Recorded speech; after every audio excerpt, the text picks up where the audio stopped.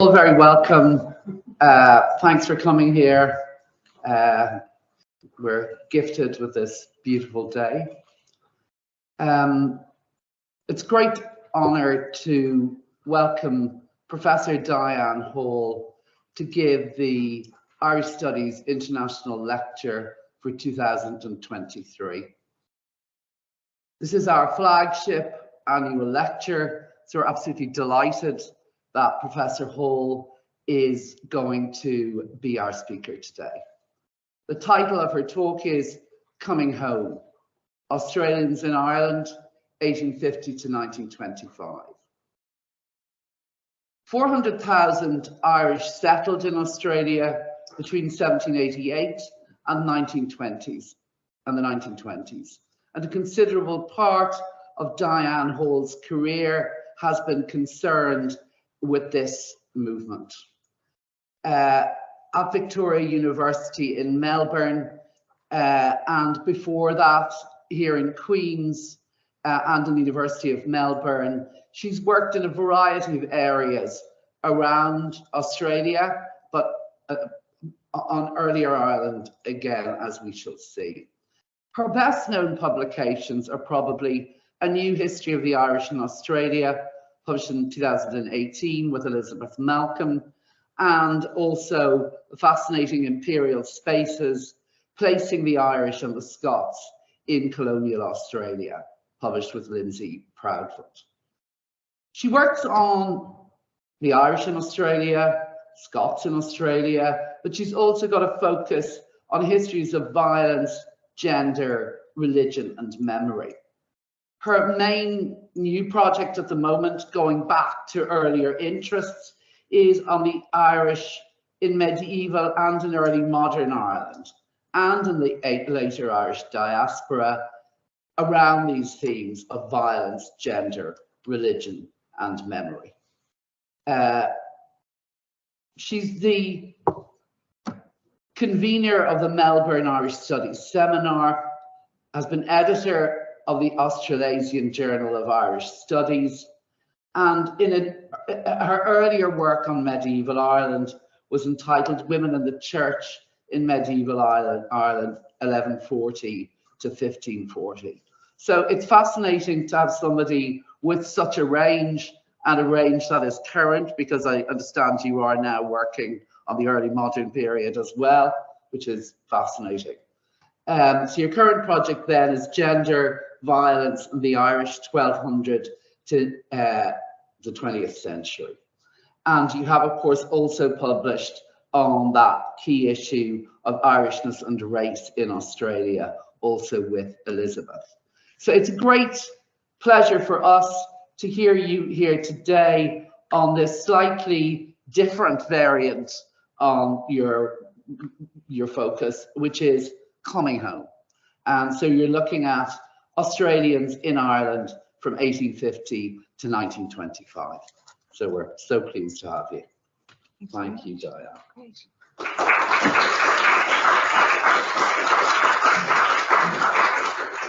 Thanks very much. It's lovely to be here, and the weather, it's amazing. First of all, I'd like to thank Peter Gray for the invitation to speak here this evening, Margaret, of course, for your generous introduction, and Kathy Devlin, who was organising the arrangements so efficiently. I'd just like to start by saying my research on the Irish in Australia actually started here in Queen's when I was in 2001, when I was appointed by the late Lindsay Proudfoot of the School of Geography to work on his Leverhulme funded project about the settlement patterns of the Irish and Scots, which resulted in that book that Margaret mentioned. And I really want to take this opportunity back here in Queen's to acknowledge his generosity, support and continued interest in my research on the Irish in Australia over the years since we first worked together. And I also want to acknowledge the work of one of my graduate students, Loretta Dinan, for her research on the Cook family of Limerick, some of whom are pictured here, who I'm going to start talking about, and I'll circle back to talk about them in a little while as well. So in 1854, after an uncomfortable voyage marred by her 4 children's illnesses and only a few weeks in Melbourne, Mary Cook, who's pictured here at the right there, decided that migrating to the rough and ready gold rush town of Melbourne was a mistake. So she packed her newborn daughter and 3 older children back onto a ship, according to the family, the next available ship, leaving her husband Patrick and her sister Catherine to care for the sick toddler who was refused boarding, and returned to Limerick, where she and some of her children are pictured here in the family home. She remained there for over 3 years before returning to Australia with her children. Mary was not alone in travelling back and forth between Ireland and Australia, but her journeys are seldom noted in the general histories of migration and Australia. So thinking about return migration to Australia, I think the figure of the return Yank is perhaps reasonably well known, a migrant flush with funds from well-paying jobs in the United States who returned to their ancestral home and offended former neighbours by buying up too much property or marrying too well. Irish migrants returning from Australia, though, are less well known in popular culture, both here and here in Ireland and in Australia, than those returning from North America. But it doesn't mean that Irish men and women with Australian experience were absent from Irish communities. So what I want to do today is to explore that flow of people from Australia to Ireland during the 19th and early decades of the 20th century. Now, to do this, I'll first give a bit of an outline of the general flows of Irish migration to Australia, to give you a bit of a background for the much smaller numbers who returned. I then want to explore Irish return from Australia through 2 avenues: the Irish census data of 1901 and 1911, and then family archives and memories through the case study of the Cook family and their networks. Along the way, we'll meet Catholic women like Mary Cook, Protestant society women, working class families, widows, and prosperous businessmen, and children, all of whom left Australia to spend time in Ireland, some staying here permanently, others deciding after shorter and longer periods of time to go back to Australia. So, turning to migration to Australia. Now, much of the research on the Irish diaspora has concentrated, of course, on the large number of Irish who settled in North America from the 18th century onwards. There are differences, though, in the experience of Irish settlers in the Australian colonies and those in the United States and Canada. For a start, the numbers are very different. The number of Irish who settled in the Australian colonies in the 19th century was always far less than those who took the cheaper and shorter journey to either North America or England. About 400,000 Irish-born migrants settled in Australia between the first convict settlements in Sydney Cove in 1788 and about 1920. They settled there, built homes with nearly 1.6 million who arrived from England, Scotland and Wales. And collectively, this group dispossessed the original Indigenous inhabitants and set up settlements mostly around the east coast, but also in the south and the west of Australia as well. Initially, the white settlement was organised in 6 colonies, which then joined to form the Commonwealth of Australia in 1901. Irish people arrived in 3 very broad and overlapping ways: convicts and their guards between 1788 and 1868, when the convicts were stopped; free settlers who paid their own passage, mostly from the 1830s and including a huge influx in the 1850s at the time of the gold rushes. And finally, those who arrived from Ireland using one of the many government and private assisted passage schemes which operated between the early 1830s and 1922. Irish settlers in colonial Australia came from every county in Ireland, although some counties sent more than others. And David Fitzpatrick established some time ago that the counties of Clare, Tipperary and Limerick and adjacent sent the largest numbers of mostly Catholic migrants to the Australian colonies, with a secondary grouping of majority Protestants from the Ulster counties of Fermanagh, Cavan and Armagh. The impact of these migration flows, though, on the white population of Australia is much greater than the relatively low numbers suggest. By 1871, The proportion of Irish born in Australia was larger, as you can see, even though they're much smaller numbers than those in the other major diaspora destinations. And by 1901, Catholic Irish-born settlers and their descendants comprised just over a quarter of the white population. Estimating the number of Protestants migrating from Ireland to Australia is much harder to calculate for reasons I can go into if you like in the questions. But historians usually use the figure of about 20 or 25% of the Irish flow who arrived in Australia in the 19th century were Protestants. Unlike the Cook family, most of the Irish who arrived in the colonies from the 1830s onwards, both as assisted migrants and those who paid their own passage, tended to be young single adults. These young adults tended to follow chains of migration in that they were sponsored in some way, either financially or with other support, by family or friends who had preceded them. When they were established, they then in turn supported others from their networks at home to make the same journey. These young adults, men and women, often travelled with siblings, cousins or neighbours. And unlike migrants from the rest of Europe and Britain, Irish women migrated in roughly equal numbers to Irish men, and indeed in some years there were a majority of Irish women migrants. Now, the high costs and long journey times meant the Australian colonies were not a feasible destination for the very poor fleeing the devastation of the famine. The exception is a small number of young single women, about 4,000, from workhouses who were sponsored to travel directly to the Australian colonies in the early 1850s, and that's the memorial in Sydney to those women.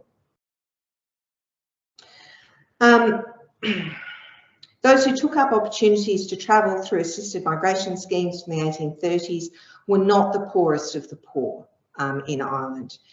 They needed to have some resources to negotiate complex immigration rules and systems and to manage the long voyage to Australia. And, as has recently been argued by Kean McMahon, the ships taking Irish migrants to colonial Australia were some of the most well-regulated and safest available at the time. These were not the coffin ships of popular imagination at all. Once they arrived in the Australian colonies, most Irish spread throughout the areas of white settlement rather than congregating in urban areas like so many did in North America.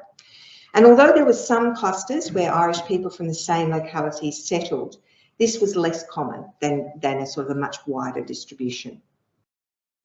Australian colonial census data shows that there was very few areas that had any more than about 20% Irish born at any one time, and most areas had 10% Irish born or less. Yet, bare figures can disguise the Irish influence at different times. So, for example, in the 1860s, in the gold mining township of Stawell in colonial Victoria, all the ministers of religion were Irish born, as was the town clerk, the editor of the newspaper, and several of the most successful directors of mines, even though the population, the Irish-born population in that area was about 10% at the time. So in some areas, the Irish influence was actually quite high. Now, the Catholic Church was staffed almost exclusively by Irish clergy and religious personnel from the 1860s onwards, and they established churches, schools, hospitals, and welfare institutions which were imbibed with a strong sense of Irish culture and identity. Protestant migrants tended to blend much more into the general Protestant population, and apart from the network of Orange Lodges, tended not to be associated with Irish identity or Irish organisations in this period. Many Irish-born and their children, and the Catholics in particular, sustained a sense of Irish identity expressed through participation in Catholic lay societies, membership of Irish organisations, or contribution to Irish causes. We, of course, don't know the number of who didn't participate in any of this, who didn't feel a sense of needing to claim a sense of Irish identity. But those who wrote letters home to relatives in Ireland usually painted a rosy picture of life in the colonies, expressing their main regrets to be the loss of connection with family and friends rather than regret at leaving Ireland itself. The desire to see loved ones again, sorry, I lost my place. The desire to see loved ones again, though, remained very strong. Some, of course, did suffer from discrimination and didn't end up doing as well as they had hoped. This is just a little snapshot of discrimination against women domestics in Australia through employment ads and also through cartoons in which you're probably very familiar with. They were around all over the English-speaking world. Discrimination against Irish servants. And St Patrick's Day, this is the very famous St Patrick's Day parade in 1920 in Melbourne, which drew enormous crowds because of the association of Archbishop Mannix.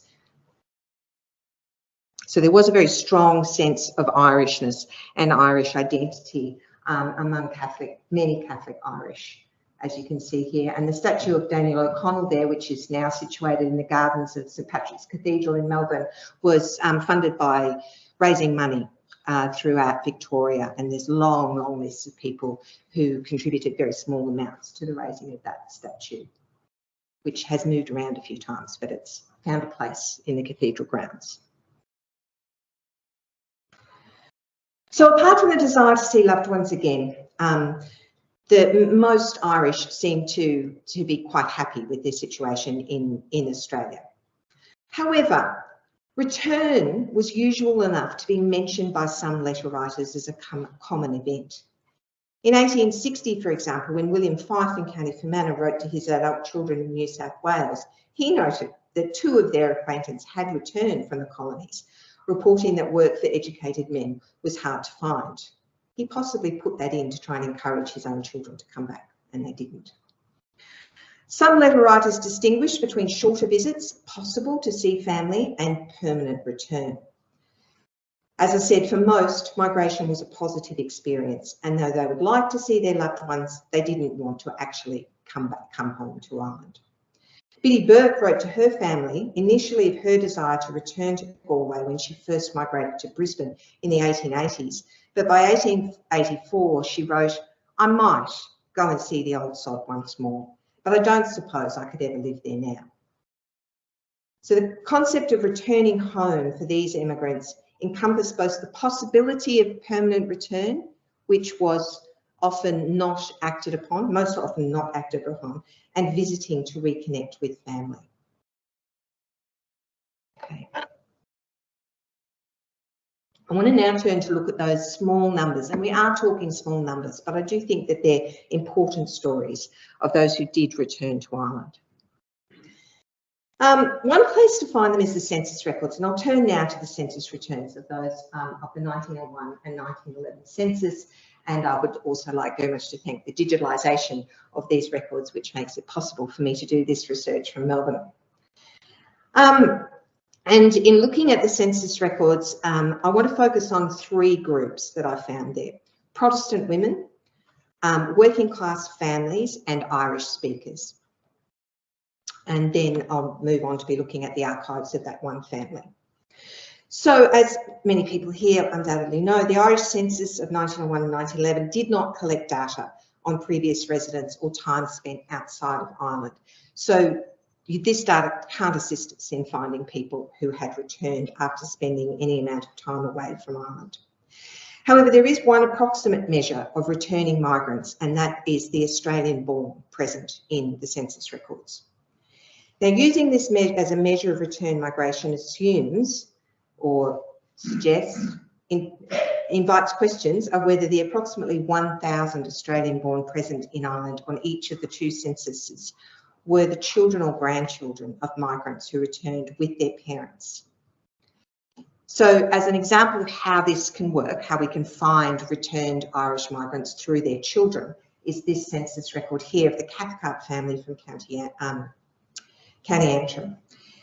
In this census, the Robert and Margaret Cathcart are recorded living with their adult children, 20-year-old Annie, who was also born in County Antrim. However, the 3 younger children, aged between 18 and 15, had been born in Australia. The records of their place of birth in the census makes it clear that Robert and Margaret migrated to Australia with a very young child, Annie, and then had 3 more children before returning to the farm. Further investigations in the Australian vital registration data shows that the family lived in or near the small Victorian rural village of Woodford, as this is where all 3 children's births were registered. And it's the presence of the Australian-born children that indicate this family had left Ireland, gone to Australia and then returned. It is, however, only an approximate measure because unless people were living with children who had been born in Australia, you don't find them using this measure. However, it's worth investigating further. So just quickly to go through some of the things that I found, this is a graph representation of the numbers we're looking at. As I said, about 1,000 in total, not in each census, so not a lot. And the majority of them living in Dublin and then in Belfast. So going down into the different, most living in the, most of them are in the counties that sent out the most to Ireland, so Limerick and Tipperary are well represented, for example. If you look at some more graphs of the breakdown, we see that in both years there's more females than males. And if we look at the Protestants and Catholics, we see that there are more Protestant females, more than we would expect. You can see there that there's 32-ish% Protestant females. And looking at that another way, this is the Catholic Australian-born showing what you'd expect really if you're looking at a population of children. You'd expect a fairly even gender distribution. And this is what we get when we see the Protestant women. So there's obviously far more Protestant females in Ireland have been born in Australia than you would expect. And there's more Protestants there than we would expect if we were expecting only people Australian-born who were the children or grandchildren of migrants, because there were far fewer Protestants who went to Australia in the first place. So what I did then was to look at that in a bit more detail, and I chose looking at the returns for County Dublin. So I looked at the 68 Australian-born Protestant females in the 1911 census. Again, they're very small numbers, but these are indicative of different migration flows. There were 3 distinct groups of Protestant Australian females that I found. The first were those, and they're about 40%, who were living with Irish-born relatives, parents, grandparents, aunts, cousins, indicating they were certainly of Irish parentage or descent. A second group were living with Irish-born husbands, and then a third group, which was about 30% of them, had no obvious Irish connection. Many were married to men who weren't Irish-born. Even if we estimate that half of this 20% of Australian-born Protestant women had Irish parents or grandparents themselves, that leaves about 50% of Australian-born Protestant females who were not returning to Ireland. They were living there in Dublin, but they weren't returning in any sense within their family. And looking more closely at both their and their husbands' occupations, these are obviously part of what we might call the imperial workforce. For example, we have women such as Catherine Mortimer, who was an Australian-born nurse working in the household of Sir William Lee Plunkett. She likely had no Irish family background and had probably joined the household when Sir William was Governor-General of New Zealand to assist with the care of his very young children. Other women were wives of men who were working in various industries in Dublin. Kate Augusta Henning, for example, was living with her English-born husband and 2 children in a large house in Rathmines in 1911. There's no obvious family connections, and the family presumably were living there because of his occupation as a brewer. These women could just as easily have been living in London, Bristol or Johannesburg, and were part of the transnational networks of work and travel, either on their own or with their families. Others were visiting Ireland. And if we look at the Australian-born people who recorded as being visitors, which was a category in the census, there's very small numbers, but there's about 3% of the total Australian-born in both censuses, and most of those were Protestant females. These women and girls were usually staying in hotels or with people to whom they were not related, suggesting that these Protestant women and their daughters were travelling for leisure. Overall, these visitor numbers in the census are certainly an underestimation, as the return form asks for each person's relationship with the head of household. So it's most likely that the head of household said that the person visiting was a niece or a granddaughter rather than a visitor, because that's actually what the question said. So, for example, Vance McCartney was listed as the niece of William Watson in 1911, and she was actually the granddaughter of the Dublin-born Anglican Dean of Melbourne, the very Reverend Dr. H.B. McCartney, and we know she was back in Queensland by 1911. It's probable that she and others like her were on extended visits or perhaps trial settlement, perhaps as strategies for themselves or for their families for them to gain international education and experiences, possibly to look for husbands from the elite Irish Australian Protestant families. It's clear from the higher numbers of prosperous Protestant females classified as visitors or as they appear to be visitors within households, that Dublin was one of the European destinations that elite Australian-born females favoured for leisure travel, family visits or education. Many fellow Australian women did travel quite extensively at this time. There's been recent research on Australian women in London showing that there were far more of them travelling for work, study or leisure than has previously been supposed. The final group of Australian Protestant women and girls in the Dublin census were indeed returning to the island of their parents or grandparents to live. For example, Sydney-born Jane Rutherford, who was 14 and living with her unmarried Dublin-born aunt in 1901 and still living with her in 1911. They were living in a very substantial house in Killiney. And Jane's own family in Sydney perhaps could no longer care for her, perhaps she'd been orphaned, or she may have been sent as a companion to her wealthy aunt. But anyway, she was certainly living there for an extended period of time. Another group were widows with children who returned presumably permanently to access family support after bereavement. Dublin-born Harriet Smith, for example, had married English surgeon Alfred Douglas in Sydney in 1889.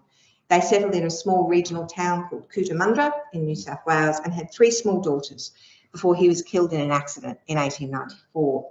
She returned and was living in Dublin in 1901 with her 6-year-old daughter, and her older twin daughters were at boarding school in England.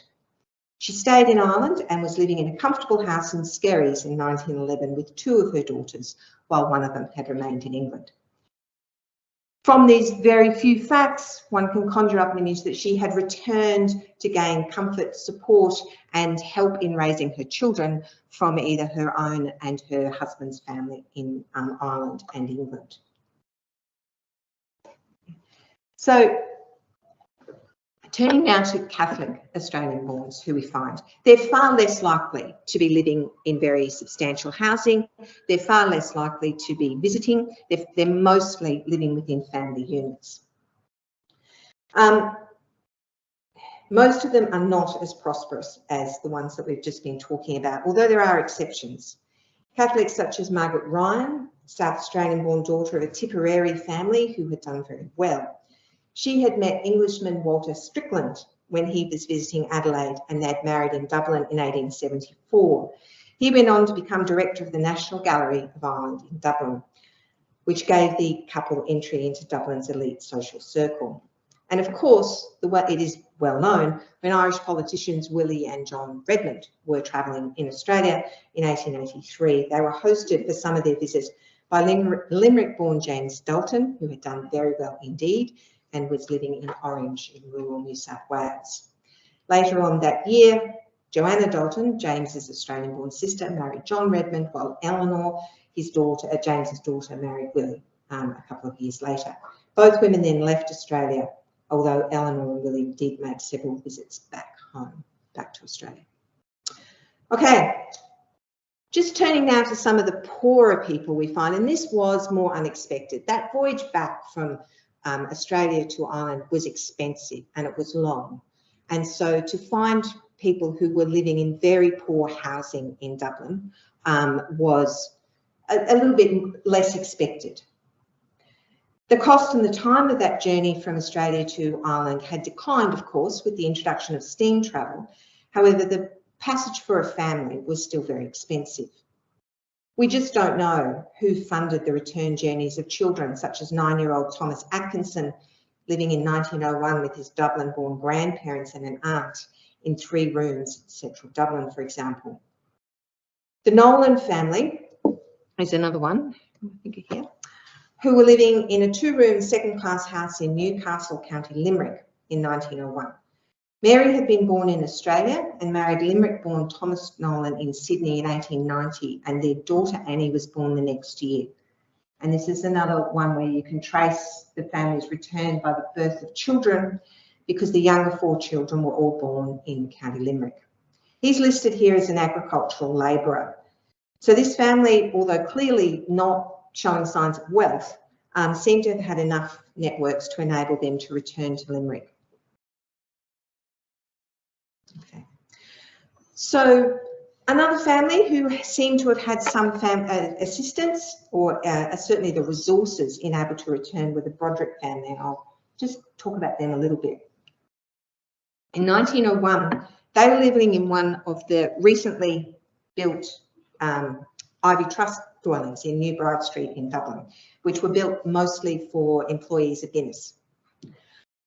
Galway-born John and Mary Broderick had migrated as a young married couple to Brisbane in 1888 as on one of those assisted migration schemes that I spoke about. They had had 2 children while in Queensland in 1889 and 1891 respectively. They were able to either sell assets, perhaps, although the 1890s weren't a good time to sell assets in Australia, which was undergoing a sharp financial and economic decline at the time. Or they were able to draw on Irish family resources to fund their return, as they were in Dublin by 1896 when the next child was born.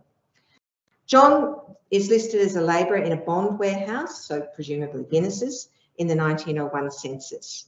The Queensland-born son Joseph is absent in 1901 and is possibly the Joseph Broderick visiting the household of 2 priests in Galway, because there's an Eleanor Broderick who's the housekeeper at the time. So maybe this is a family network. In 1911, the family are doing well. They're living at the same address. Queensland-born Joseph is now studying at university, and the father and the daughter, Queensland-born daughter, are working in warehouses for wine and spirits, presumably Guinness's. John and Mary spent less than 8 years in Queensland before returning to Dublin rather than their native Galway. Their ability to travel back suggests the family had maintained contact with their Irish networks while in Queensland and could call on the considerable resources to fund a family of 4 to return at that time. So they're the families some of the families that you can find that are found in the census. There's another group that I found fascinating. They're very small, but they're really quite interesting, I think. And they're the ones who are listed as Irish speaking. So in the 1911 census, when there was a question about Irish speaking, 44 Australian-born residents of Ireland ticked that box, said that they could speak Irish. All except 1 was Catholic. Now, these numbers are tiny, of course, so all we can say is be a bit suggestive, but they're suggestive of a usually hidden aspect of Irish settlement in Australia. There are only tantalisingly scant traces of migrants speaking Irish once they had settled in the Australian colonies.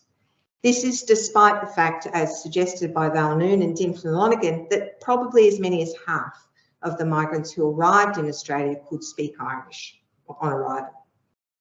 However, the Australian colonies, of course, were solely English speaking, so Irish-speaking settlers needed to conduct at least their public lives in English. We can probably assume that many Australian-born children of Irish speakers understood some Irish if their parents were speaking it, and there's tiny, tiny hints of that. For example, the Cook family, who we saw at the beginning and who I'll talk about again, 2 of the adult sons got into a fight on the veranda of the hotel where they were, and they ended up in court, which is how we know about this.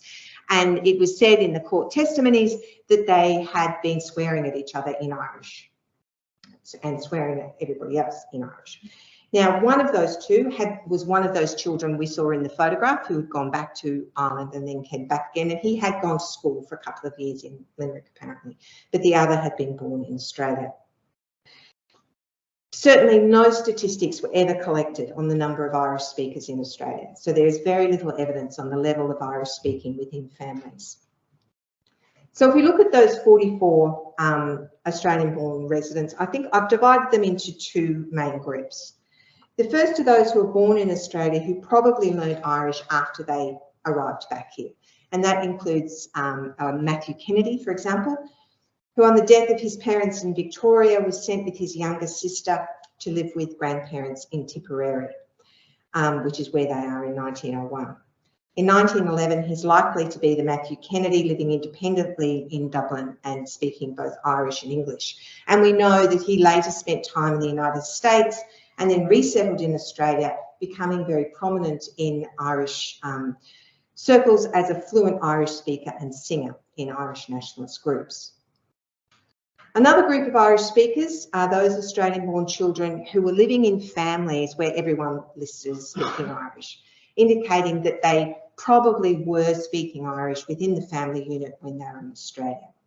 The Broderick family were actually one of those. They all said that they spoke Irish in the 1911 census. And another was Sarah and Sabina Lavelle, who had been born in Melbourne in the late 1870s, and their siblings were born in Mayo in 1880s, indicating the date of the family's return.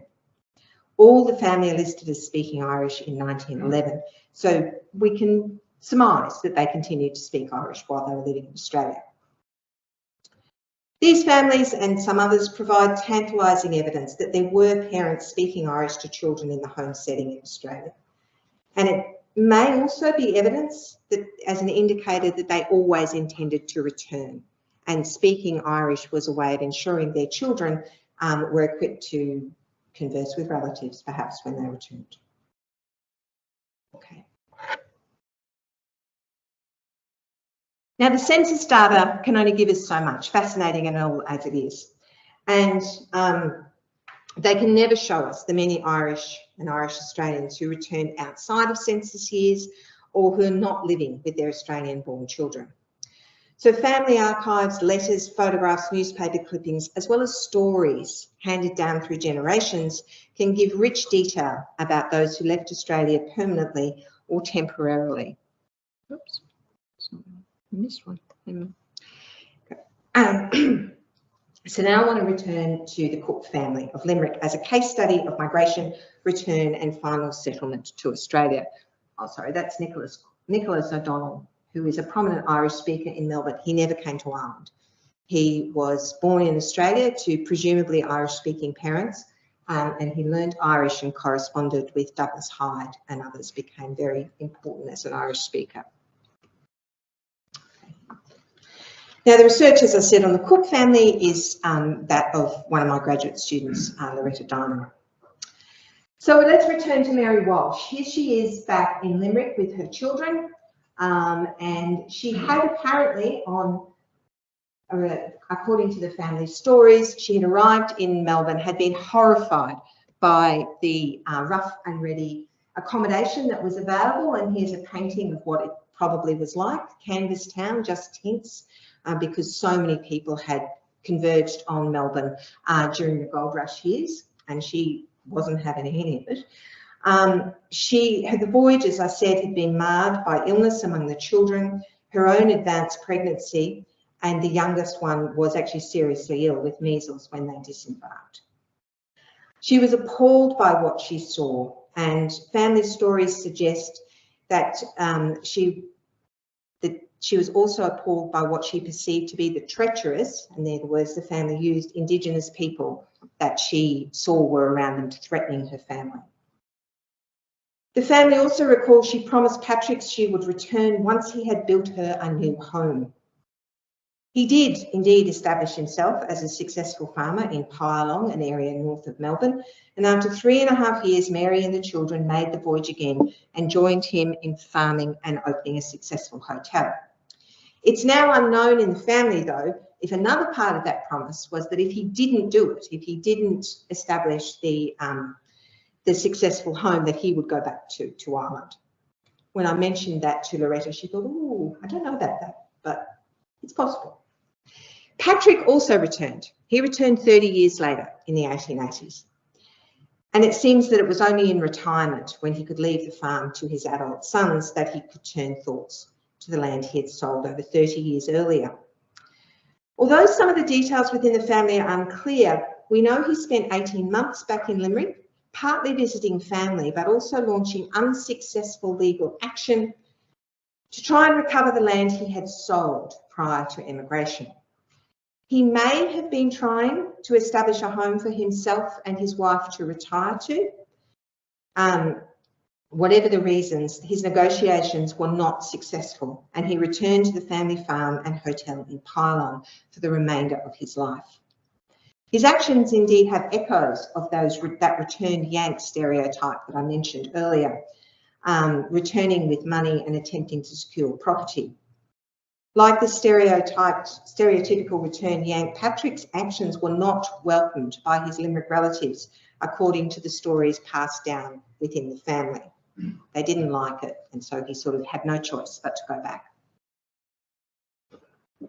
Men like Patrick Cook returned to Ireland in retirement more often than women did at a similar life stage.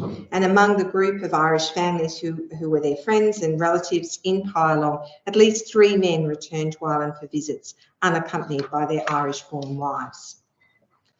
It's likely single women were more able to travel than those with responsibilities of their own families. And we also have another member of the extended Cook family, Kit Fogarty, who after 30 years in Australia travelled on her own back to family in Limerick for 9 months and wrote a diary and connected with family and places that she had left. Letters, she had obviously kept in touch with her family in Limerick over the years, and letters fueled the desire of many, such as the Cook family, to make return a possibility, even if only some of them took it up. So, in conclusion, migration was not always a one-way process. Although only small numbers made the long voyage back from Australia, the possibility of return was likely to have remained for many. Newspaper reports at the time privileged narratives of successful men, like Thomas Kinsler, returning for one last visit after retirement to see ageing relatives. Thomas Kinsler here was feted by his community in Stawell with a formal dinner and presentation prior to travelling to see his mother in Wexford in 1890. And there's many, many, many stories like this of men who have big dinners that show that they've made a success in Australia. They go back to Ireland to see usually their ageing mother, and then they come back. And that sort of stereotype has given rise to most historians thinking that they were the ones who went back, successful businessmen, successful farmers who might go back. Investigating family stories and crucially also the census shows it was much more complicated than that. Far wider range of people returned, including many, many women and children did make the journey back, some permanently, others for a short or a longer time that was not permanent. But that possibility of return was something that underlined, I would suggest, the probably unfulfilled dreams for many, that they knew they could go back because they knew of people who did, even if they themselves were reasonably happy to stay with their new lives in their new home. And I'll leave it there.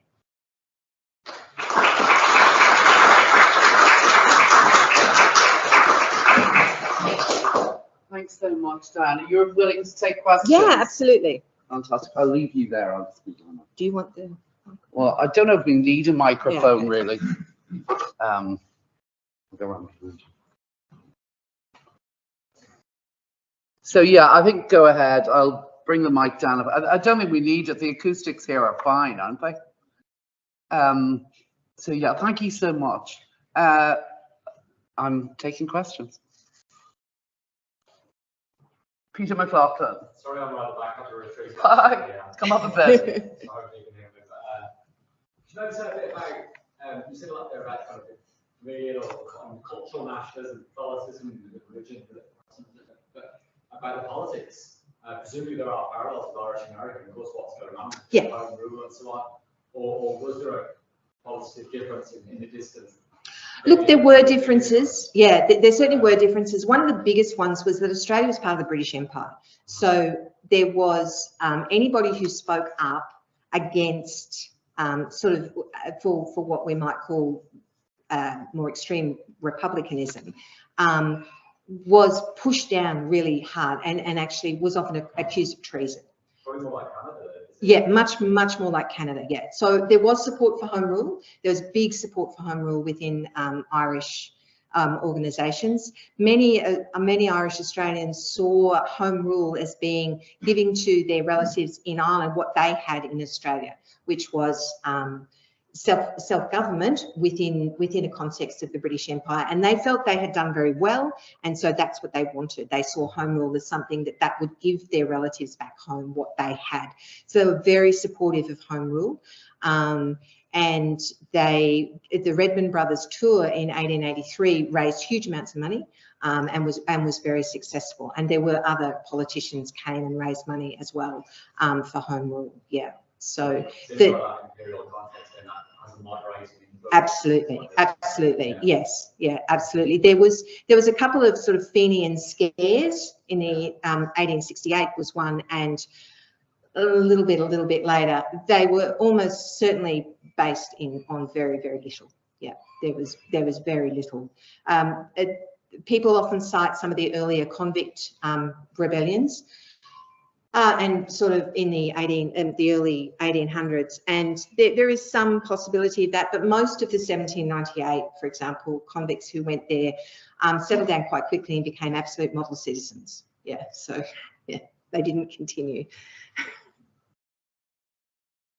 Yeah. Okay. Thanks very much for the lecture. One of the sort of consistent characteristics of transatlantic migrants from Ireland was the low rate of return.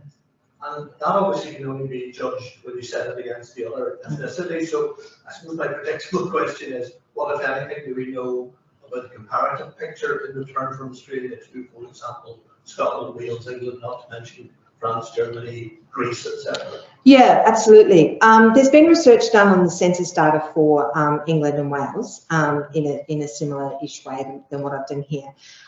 There's estimates, and it can only be estimates because the shipping return data isn't very good, that approximately 20% returned to England and Wales of migrants who went. Now, these numbers are nothing like that. So we are looking at a much smaller rate of return, I would say, to Ireland. However, we can't, and the same with the data from England, you can't get at anything apart from the census data. The shipping data to England, and most of the ships went to England, and then people would travel across to Ireland. So we can't really disentangle that either. You can't really disentangle people who are travelling for business, politics, going to diplomats, all those sort of people, with people who are going to visit family, for education. Lots and lots of Australian English families who had the money would send their children, particularly boys, to be educated in England. You can't sort of disentangle that very well from those who were returning permanently. Certainly, the rate of return among the Irish is less than that going back to England. The numbers from other countries are very small in the Australian colonies up to about 1920. So the numbers are so small, you can't really make, you can't make proper comparisons, really. You can't do the sort of comparison that you can do from North America, where large numbers of Italians went back, for example. Italian migration doesn't really kick up to Australia until after the Second World War, and then it's massive, but it wasn't that much. There was some, but not much before then. Sean? Yeah, I mean, as you've said, the numbers are very small, but what makes that really striking is that the Irish in Australia are a very mobile group. Yes. Because quite a big chunk of the Irish population in California, in the 1850s, for example, have come via Australia. And quite a big chunk of the Irish population in New Zealand have come from Australia. So it's not just that, the long voyage, Ireland and so on. You're actually looking at people who don't seem to have particularly deep roots in Australia, who are prepared to go somewhere else if they see an opportunity. But Ireland is not one of those places. Yes, and that's particularly, as you say, the gold rush period, and they're chasing gold. So those who are chasing gold and other opportunities, they do tend to travel And yes, lots, and travelling within Australia as well. So the initial gold rushes are in Victoria, then they rush up to New South Wales, and there's rushes up to Queensland, and later in the 19th century across to Western Australia. And huge numbers move all around following the gold, yeah. But that makes religions to actually, or their lack of interest in actuality all the more striking, doesn't it? Yeah, it does. They obviously had enough of a travel sort of bug to be able to contemplate the voyage, but they don't go back. Yeah, yeah. Yes. Thank you very much. I was wondering how many of these people are found in institutions like schools on the census, because obviously earlier in the 19th century you've got people from Ireland to take part in the Victorian one and also in schools. So are these kind of coming back to family groups, or do you have like quite a few in some big supporting schools? There's certainly, I didn't talk about them. There's several groups that I could have talked about, and schools were one of them. Yes, they're in school. There are in schools, not large numbers, but you can find them. Some of them I've been able to trace that they were with a family group in 1901 and then in school in 1911. So you can sort of see that they're established in Ireland. They're going to school as any other family members would. There are reports though of, and there's certainly some family stories of people being sent to school in Ireland. Again, the numbers aren't big, but they're there. You definitely get seminarians. You definitely get men sent back or going back to go to seminaries in Ireland, and you also get a reasonable group of priests who retire to Ireland. Yeah, there's lots of those in the newspapers too. That, you know, Father so and so has long and productive life in Australia is now going back, or they go back for their health. I'm not sure why, but anyway, they go back for their health. Yeah. There's a few nuns that go back as well. That's right. Yes. Yeah. Yeah. Sorry, man over here beside Eamon. Yeah. I was interested in the imperial, dimensions of this migration, and we know. I'm thinking of comparisons with other colonies which were not settled colonies. So we know, for instance, that the Irish were very overrepresented in India at the time of the Indian Mutiny of 1857. There were apparently about half the East India Company army was of Irish origin. So I'm wondering if there are sort of comparisons here between the settler colonies like Australia and other locations. Now, many of the Irish going out to India would presumably expect much more strongly to come back, but many didn't, and many stayed on, married, and so on and so forth. So I was wondering whether you have any thoughts on this kind of comparison. I think it's a really interesting comparison because, as you say, it is a very different settlement colonial experience between Australia and India. Certainly, you do get similar numbers in the British Army who come to Australia are Irish, as the ones who were in the various armies in India, and quite a number actually go from India to Australia as well. That they spend time in India and then they come to Australia. And there's actually some of the they're definitely the poorer sibling groups in the census. One sibling is born in Australia and one is born in India, and they're in their 60s and 70s, which indicates that they're children of army people who have then gone back to Ireland. I haven't done a precise comparison. I think that would be a really interesting thing to do between the settlement and return from Australia and that from places like India. I think that would be really interesting, yeah, because there's some similarities, as you say, but there are also differences, yeah. I think there's people at the back. Sorry, I can't. Somebody at the back, is there? Did they assimilate into Australia? Did they become Australian, or did they hold strongly to the Irish identity? What would be the view of that? It's multi-layered, I think. I think for some people, they definitely held, and still do, hold on to a sense of being Irish. They sing Irish songs at Christmas. They know that they've got cousins or, relatives in Australia, and that is an important part of their identity and continues to be. So it's been generations. Others, it's much less so. But there's also a sense for many Australians who are in that, you know, singing Irish songs at Christmas group, that they can hold multiple identities as well at the same time. Like they're quite proud and, you know, foremost Australians, but they know where they've come from, Australia, Ireland. The vast majority though of white settler Australian would have many different strands, would be Irish, German, English, Scottish in their family history. Some families choose to prioritise memories and celebrating their Irishness, others don't. And it's an interesting thing, and it would be a very interesting study to do, particularly people now, but there's not a lot of data on that. Certainly the first couple of generations, some keep quite a strong sense of Irishness, particularly within the church, and those who are educated in Catholic Church schools kept a sense of Irishness because they learned about Ireland. Those outside of that orbit, less so. Sorry, there was somebody there trying to ask a question who this man here, yeah. I lived in travel and transport in the 19th century, and you mentioned that it was much safer to go to Australia than to go west, to America and so on. I just wondered, is there much in the literature about the actual voyage, the journey, as opposed to what happened before?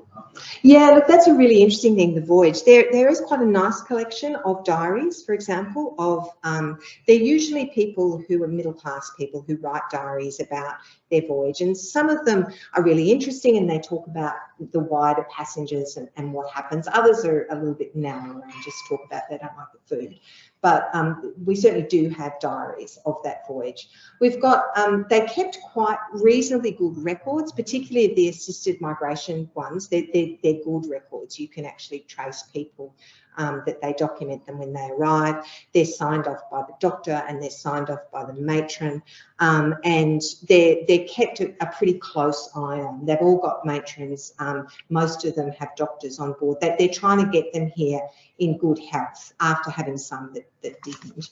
Obviously, disasters happened, and there are some particular ships that had outbreaks of disease or shipwrecked or things happened. But overall, they were quite safe, those ones coming out. And Ken McMahon, who's got a recent book on shipping both west and includes analysis of Australia, concludes that the voyages to Australia were very well regulated, partly because they were so long and they really did have to look after people in order to make sure that they arrived safely. Yeah.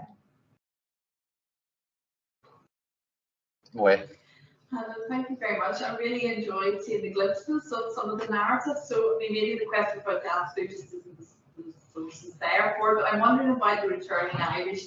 Are there elements that they brought back with them? So what about Australian culture or songs coming back, food, cookery, you know? Oh, wouldn't it be wonderful to find some of that? Yeah. I know that I don't have a lot of detail on that, and that would be really interesting. I know that artefacts came back. So like some of the things in the museum, for example, are from people who went to Australia. I know that Kathleen Barry, who was one of the activists in the revolutionary period, she did a speaking tour of Australia, of the eastern coast of Australia in the 1920s, and she was given an emu egg with carving on it, which was quite a popular thing to be given. And she describes it in her letters back to her husband that she's been given this emu egg and she's taken it back. So presumably yes, but at the moment I've only got glimpses of that, but it would be a fascinating thing to find out about whether people did bring things back with them. Yeah. Peter. Thanks, Diane. I mean, as you know, I've been interested in probably one of the most famous of the returned Irish from Australia to Charles Gavin Duffin. Of course, he returned not to Ireland, but to the south. That's right, yes. With a very substantial pension from the Victorian government in 1880 after 25 years in Australia. Yeah. But with side trips, obviously, to Ireland to pursue his interests. I'm wondering, just thinking about him as an Irishman returning somewhere else, and particularly thinking about, the imperial workforce that you talked about, a significant number of better off Protestant returnees, but there's also likely to be a significant proportion of Irish-born returnees in GB. Oh, yeah. As opposed to Ireland, particularly in those categories. Absolutely, and he's not the only one who returned. The Wilson family also, members of the Wilson family also returned, who were very, very substantial landowners in Victoria, and there were 5 brothers, I think, and they 3 or 4 of them and their wives did come back. They're all from, I think they're from Antrim. They're all from Antrim, and there's some nice research being done on the letters that the family wrote to each other. When they went back, 2 of the women went back to Antrim, but the rest of them all went back to England, or went to England. Yes, they didn't go to. And Samuel Wilson was the wealthiest of them all, and he went back to England and bought a nice substantial part there and retired nicely. Yes, yeah. So certainly there's a sense that for families like that, there's a sense that the empire was the space where they could move around, and they don't seem to have had strong roots strong enough roots in Ireland to want to go back there when they had made their fortunes in Australia. That wasn't what they seemed to be wanting to do. The women who went back had small children, so presumably they got back for family support. Diane. Thanks, Diane. I'm just wondering about attitudes towards women who came back from Australia seeking a husband, because we know the American bride, so-called, was not always welcomed with a different accent, style of dress, and really for subverting that system of arranged marriages that prevailed for so long. So do we know anything about these women? Not really, and I'd love to know more about that. There's hints of people who go back to find, but it's usually to find a wife, not to find a husband. And I haven't come across any in particular who've gone back to find wealthy to find a husband, but I'm looking for them. Yeah, absolutely. Yes.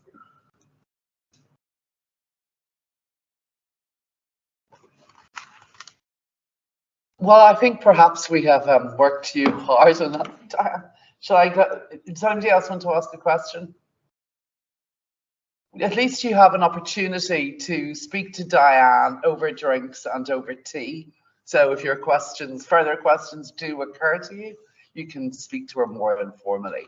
Just like to say thank you so much, Diane. Thanks for a wonderful lecture. Thank you. Thank you very much.